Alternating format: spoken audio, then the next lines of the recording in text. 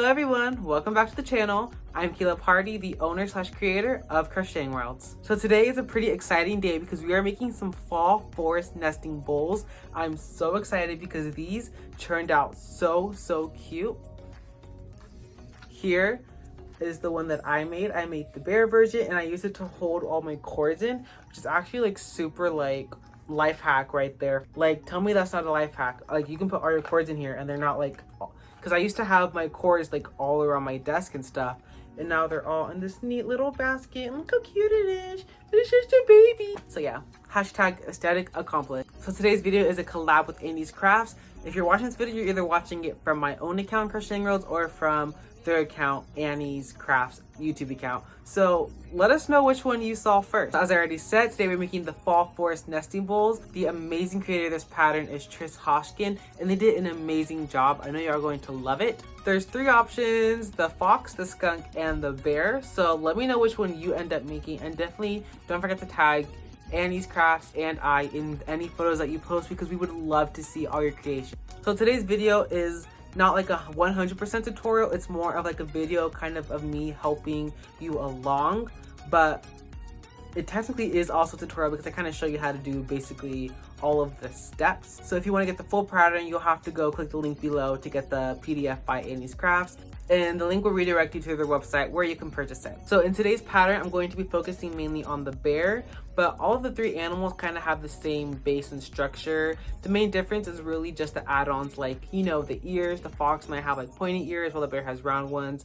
The skunks, I believe the skunk also has like some black eyes here. So they're all basically kind of similar. It's kind of really just the add-ons and the colors that separate them from one another. Okay, so enough of me blabbing. If you wanted to hear me talk all day, we would have turned on a podcast, but we didn't. We clicked on tutorial, so let's get to it. Okay, so starting with our supplies. So for our materials, so on the pattern, it says you can use a red heart super saver medium worsted weight, but you can basically use any weight for acrylic yarn. So today I'm going to be using the Premier anti-pulling everyday worsted yarn. It's 180 yards and it's 100% anti-pulling acrylic. And if you're looking for the weight, you can check here to see if it's a weight 4/medium.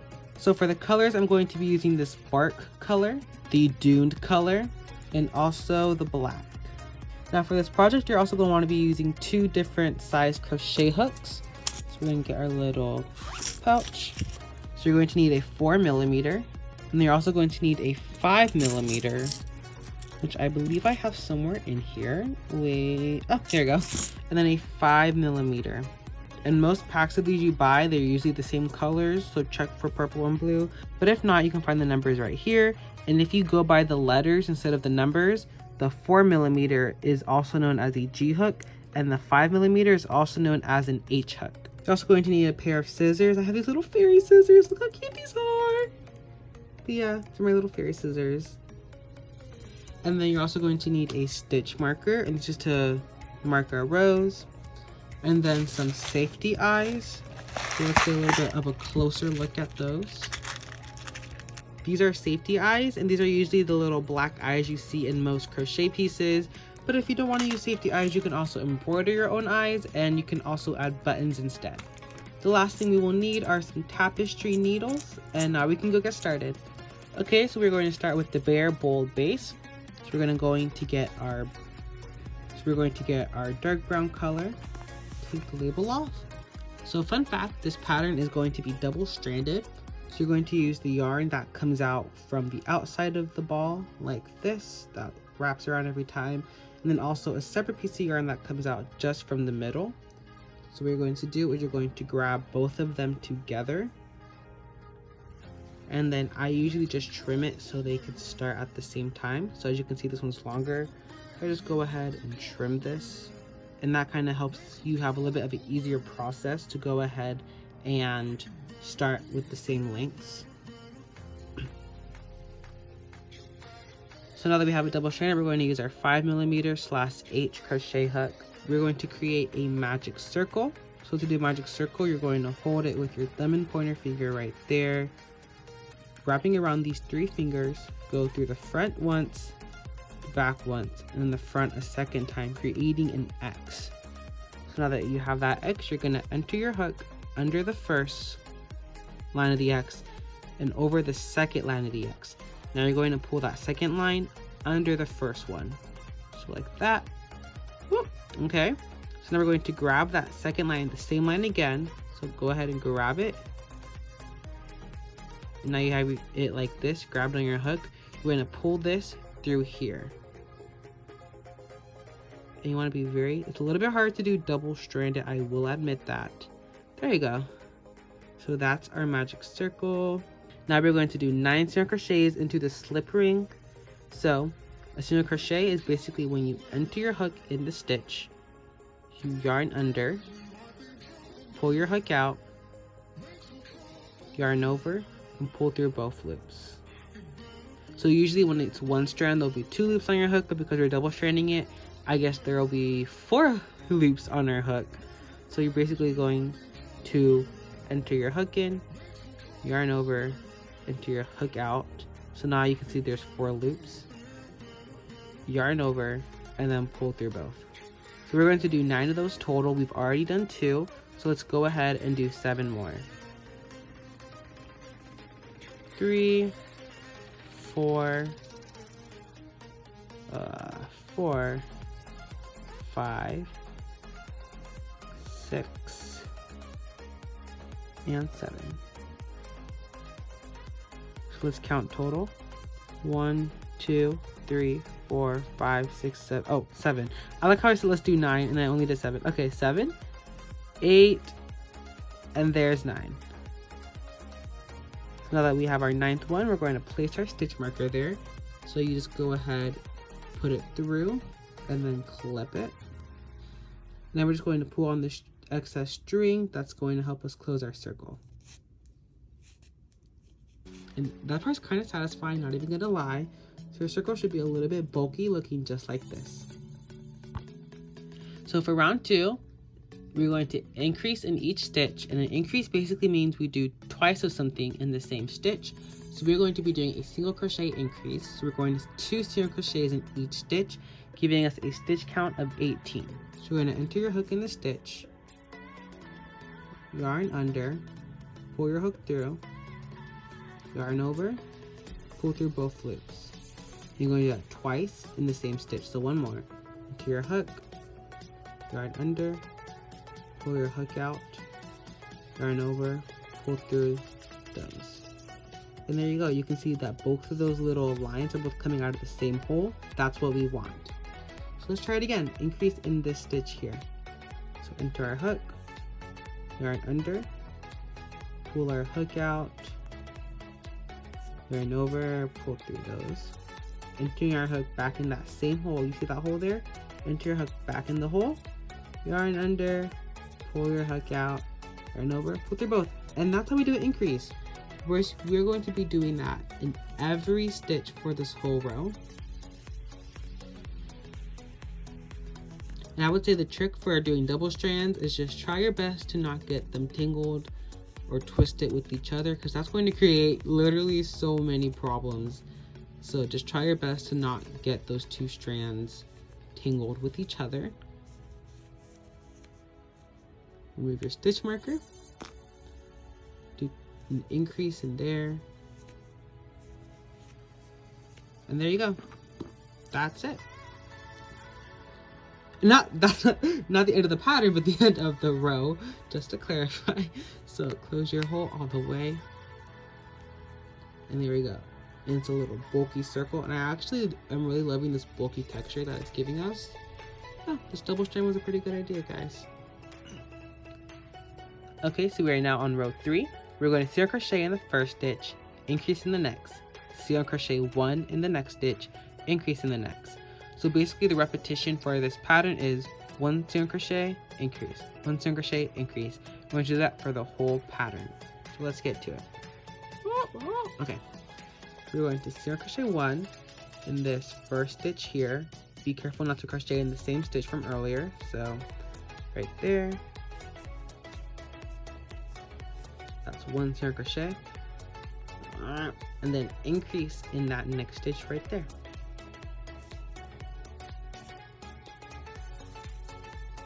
if you see like my little project moving everywhere, it's literally so hard to hold it like we're right in front of the phone. But we're making it work. We're making it work, guys. I don't know. I think we're making it work.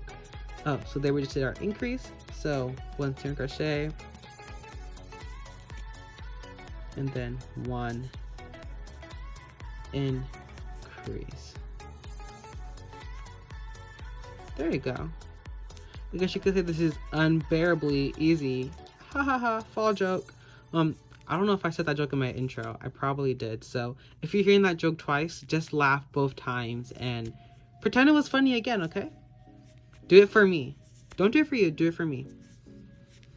I actually earlier today was looking at some fall jokes to tell for this video, but I didn't really find any that were like actually good. So maybe the next fall video, there will definitely be some jokes in there. Just completed row 3 and your stitch count should be 27 single crochets. Look at this. I'm loving it. I actually really like this. I don't know. I rarely double strand my projects, so that's why I'm getting so excited. I don't know. Every tutorial I do for Annie's, I've been getting excited. So maybe it's just the Annie's products. I don't know.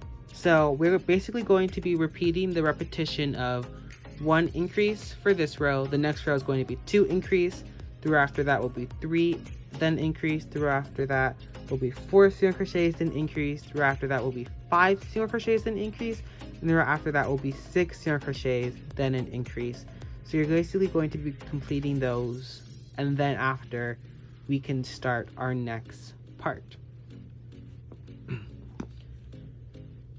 So as we can see here in the pattern, after that 1 increase round, we're then going to do 2 single crochets, then an increase, 3 single crochets, then an increase, 4 single crochets, then an increase, 5 single crochets, then an increase, then 6 single crochets, then an increase. So basically every row we're just adding 1 extra single crochet before the increase, and the purpose of that is basically to help your project get larger in size without curving. So that's going to give it a big flat bottom base. Yeah. So we're gonna go ahead and do those, and then we're gonna work on the sides. So starting the next row, I'm going to do our 2 single crochet increases. So 1, 2, increase, 1, 2, increase,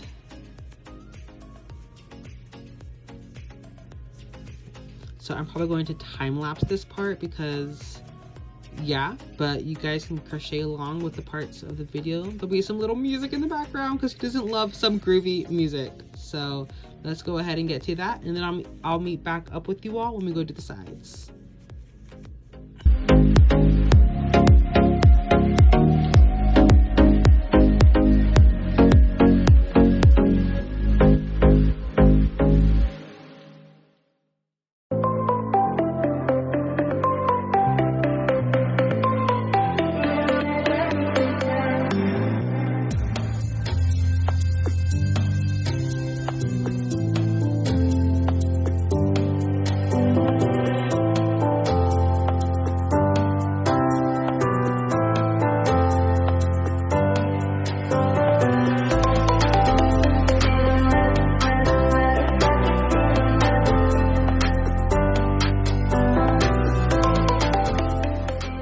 Okay, so this is the end of row 8. Your stitch count should be 72 stitches around. As you can see, it's flat for the most part. There's some parts that are folding up a little bit. That's okay. Do not even worry. That's just how it looks because the yarn is so bulky and tight. So when your yarn's super tight, it tends to do stuff like that. Sometimes you can try opting out for like a 0.5 millimeter larger hook, but I'm just going with what the pattern says. But I also know that I have a tight tension, so to be honest, it could really just be on my own fault, but we don't talk about that. So moving on to the sides, which starts with row 9, we're going to work in the back loops and single crochet once in each stitch. So I guess now we have to learn about the front and back loops. So hashtag another teaching moment for you all. So if you look at the stitches here, you know that this is a stitch. This little V is a stitch, but within the stitch we have this back line or loop and this front loop. So if someone says go through the back loops, you're only going to crochet in that back loop like that. But if someone says only crochet through the front loops, you're only going to enter your hook under the front. You're only going to enter your hook under the front loop like this versus entering it under both loops like that. So to be honest, when it says that, it's not something too complicated, at least I hope. So you're just going to either enter it in the back loop, the front loop, or both loops. And that's how most patterns will have it. So this pattern says back loops only. So what you're going to do, you're just going to do a normal single crochet, still with the double strands. Oh, my thing fell. Okay. So it's a single crochet. So just enter your hook in that back loop. I'm sorry. So let me walk you through that because I don't even know what just happened. So you're gonna enter your hook in the back loop, yarn under, pull your hook out, pulling with the yarn.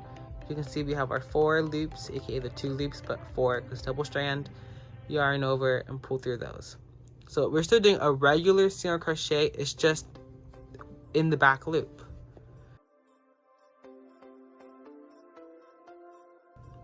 And there we have it. That is the end of row 9. Don't forget to add your stitch marker in that last stitch so you don't get confused later on. Guys, this is turning out really nice. I'm liking it. I'm liking it. Okay. So next is row 10. And for row 10, we're going to single crochet once in each stitch. So it's very similar to row 9. We're just not going to be doing it in the back loops. We're going to be going through both loops. So just a regular single crochet stitch. So the stitch count for this row will also be 72 since we haven't added or took away any stitches. Okay, so there we go. That is the end of row 10. So row 11 is going to be a little bit tricky just because we are adding in a new step. So what we're going to do is single crochet 6, then do a single crochet decrease. So first let's start with our 6 and then I'll show you how to do a decrease. So 1, 2, 3, 4, 5, 6. So now to do a decrease. So you know how for increases we basically add a stitch? Well, the purpose of decreases is to take away a stitch. So what we're going to do is combine 2 stitches into 1. So I'm going to enter my hook in the front loop of this first stitch. Then enter my hook in the front loop of the next stitch. Yarn over and pull the yarn through both of those loops. And then yarn over and pull my yarn like that. And now you can see we have a 1 stitch, but 1 through 2 stitches. Let's try it again. So 1, 2, 3, 4, is that 4? Yeah, 3, 4, 5, and 6. Then our decrease. So enter your hook in the front loop, enter your hook in the front loop of the next stitch, yarn over, pull through both of those, and then yarn over, pull through like that. And if you look up how to do decreasing or even a stitch tutorial, there's a couple of different ways you can do decreasing, so it's really just pick the way you prefer. I usually try to stick to the same one because if I do different ones per different projects, I end up like forgetting which one's right for which one. So that's the type of increase I do. It's called the invisible decrease. So I suggest you go ahead and branch out and, you know, see which stitches work for you. See which decrease works for you. Everyone kind of has like their own pick. So we're going to do that for the rest of the row and then we're going to move on to row 11. I will meet you once the row is over. Okay, so that's the end of row 11. Hang in there, guys. We're like halfway done. So rounds 12 through 19 are literally just going to be 1 single crochet in each stitch. So for row 12, 1 single crochet, row 13, 1 single crochet in each stitch, row 14, 1 single crochet in each stitch, and just literally that until the end of row 19. So let's go ahead and do that. And then we will be able to make some of the characteristics of the bear, which is going to be the exciting part.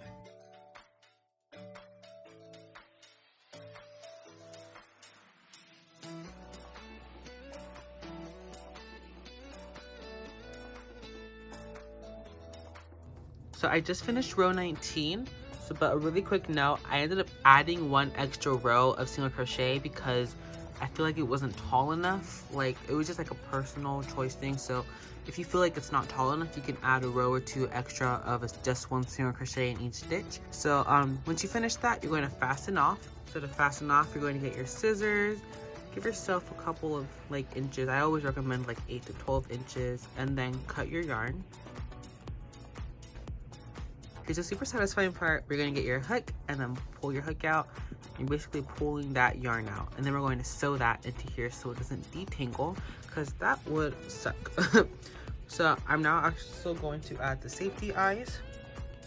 So I'm using two 12mm safety eyes. So I'm just gonna go ahead, put them in here like that. And I think that looks pretty cute actually. That was pretty cute. So now what we have left is to make the snout and the 2 ears, and then we're gonna be done. So I'm super excited. Okay, so we're now going to make the little bear ears, these right here. And this is going to be 2 rows of this lighter brown color and then 1 row of the same dark brown that we used for the bear body. So to go ahead and start off, we're going to make a magic circle.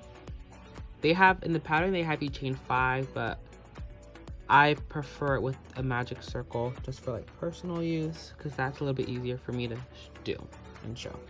So once you have your magic circle, you're going to single crochet 9 into that ring. 2, 3, 4, 5, 6, 7, 8, and 9. Once you have your 9, you're gonna close your magic circle. So get that little excess string yarn and just pull it tight, closing your magic circle. And be sure to place a stitch marker here so we don't lose our stitch count. I don't know where my green one went, so now we're using a blue one. So we should have a stitch count of 9 single crochets. And now for the next row, we're going to increase in each stitch. So we talked about increasing earlier. It's just when you do 2 of something in the same stitch. So 1, 2, 3, 4, 5, 6, 7, 8, 9. So this is our starting chain, our starting stitch. So we're just going to single crochet twice in that stitch, as you can see. Let me bring it a little bit closer. I don't know why I was so far. So you can see this stitch, we're gonna do 1 single crochet in it. And then we're gonna go back in that exact same hole and do another single crochet.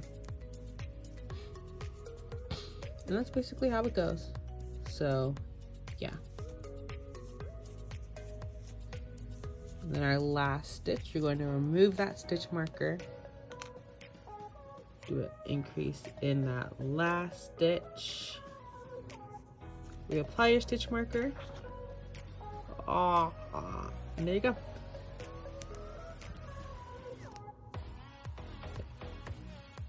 So it turns out we're actually going to be color changing. So just go ahead and take out that last stitch we just did. And so we're going to go into our single crochet increase like this. But instead of yarning over and going through both loops, we're going to yarn over with the dark brown color. So then we can do the last back row of the body. So I'm going to get my new color, which is the dark brown. I'm going to add it onto the hook and then pull it through both of those 2 loops that were on my hook. And that's how you add on a new color. So I ended up adding a little knot there to secure the colors, and I'm going to do 1 single crochet in each of the back loops. So this is very, very similar to what we did earlier when we were doing the basket. We're just going through the back loops of each stitch and doing a single crochet. So then we have our 2 ears. So you can either put them, I'm trying to find our example photo. This is the example photo. But don't be afraid to get creative. So you can either put them in the front, like in the photo, I think I'll probably put mine in the back because like look how cute that is, like with the little baby ears peeking out. So we're going to do the muzzle and then we'll sew everything onto the basket. I always suggest sewing everything on last because sometimes once you have all the pieces finished, you might want to rearrange them one final time to get like the final photo and like final, not final photo, but like the final, you know what I'm talking about, like the final image, like the final product. There we go. So I always suggest sewing everything last at the end. Something with the safety eyes, I didn't even secure them in yet, just in case I want to change them once I add the muzzle, because I can see that these ones are in a little bit closer, so I'm still deciding if I want to keep them apart or closer, depending on what the muzzle looks like. Okay, so I'm reading over the muzzle pattern, and it seems to be very, very similar to the base of the body. So the first 4 rows that we did for the basket bowl, what is this, a bowl or a basket? Fall forest nesting bowls. Okay, so these are bowls, not baskets. If I say basket, just go ahead and correct me right there. Like slap me, correct me, period. Okay, I don't know why I just, okay. I don't know, guys, I don't know. But also my laptop is dying, so maybe let's hurry up. Okay, so the 4 rows muzzle is going to be the exact same as the bottom 4 as these.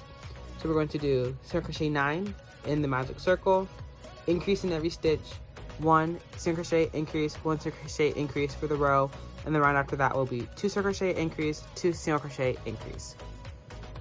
And then facial features here, we're going to basically embroider like your own little nose on, so it looks like this with a little nose. And then that's going to be it for the bear. And then you're just going to sew them together to your likings. Super excited to finish, and I'll meet you guys once I am done. I'm gonna do one of those little cool transitions. Ready, ready, ready? Ah! Tell me this bear is not cute. You can't tell me because you would be lying. Go ahead and lie. Go ahead and lie. Tell me this look. Look how cute and adorable this looks. I'm so proud of myself, and if you finish this or even attempted, I'm so proud of you as well. I have to say probably one of my favorite parts about the bear is just the face. I think the noise embroider part turned out a lot better than I thought. I don't really do embroidering like noses or eyebrows or mouths. Like I'm not good at doing that, but I definitely like surprised, not, did you see me almost drop it? That's awkward. But I definitely surprised myself today making the nose and the mouth. And I'm honestly a huge fan of this. As I said it earlier in the video, but I'm putting all my cords in here to just hold it because I just had like cords like all over my desk and my floor, and I was like, this is getting out of hand. We need to do something. In the pattern, I definitely saw some photos of people putting like plants in it. I was definitely considering doing a plant, but the only pots that I had were either too tall or too small or not wide enough, and I was like, it's fine, we'll go ahead and find something else. But yeah, this is the Fall Forest Nesting Bowl, the bear version. The pattern is by Trish Hoskin. As I said earlier in the video, you can get the pattern in the description. Thank you all for tagging along and watching today's video. I really do appreciate that you watched all the way to the end. Have so much fun crafting, and I'll see you all in the next one. Bye!